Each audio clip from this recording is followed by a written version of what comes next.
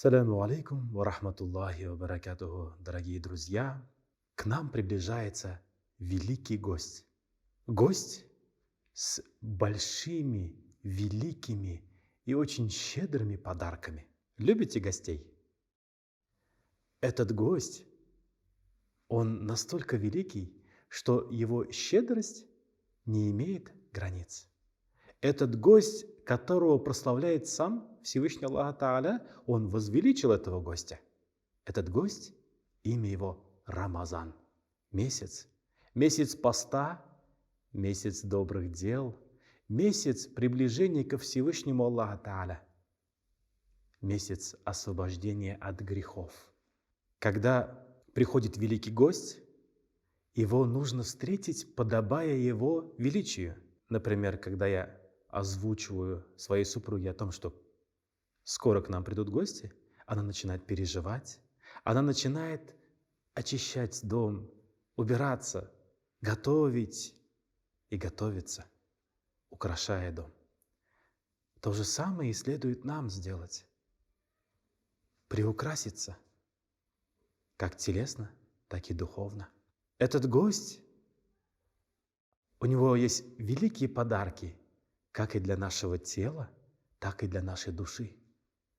Но от того, как мы его встретим, как мы его проведем, насколько мы уделим ему внимание, настолько он и будет благосклонен, настолько и он оставит своих подарков.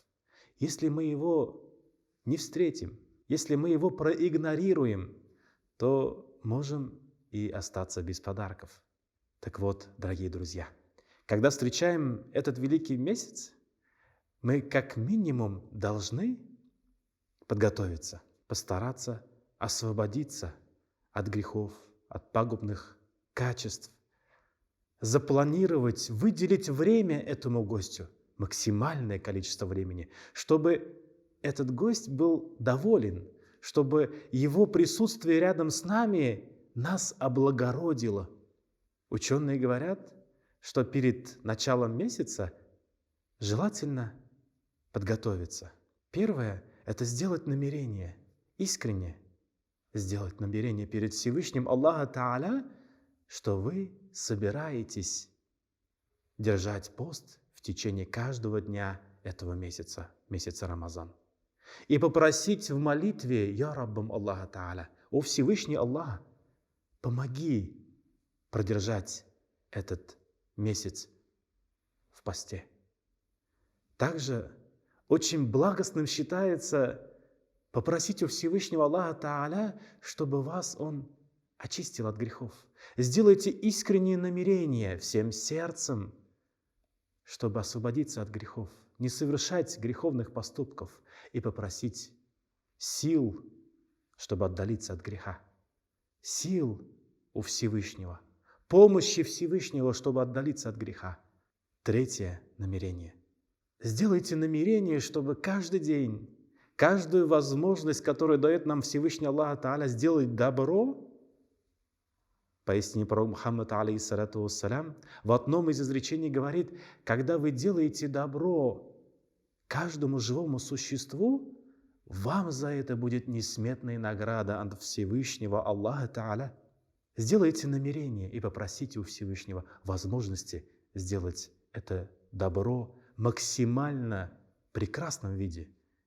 И также сделайте намерение читать Коран в этот месяц.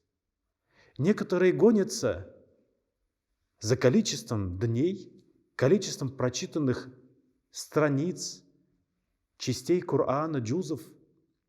Но не нужно гнаться. Нужно пропустить каждое слово, каждую букву, каждый звук, который есть в словах Всевышнего Аллаха Тааля в Коране, через сердце, через душу. Прочувствуйте Коран, получите великую пользу от этого месяца, от этого гостя.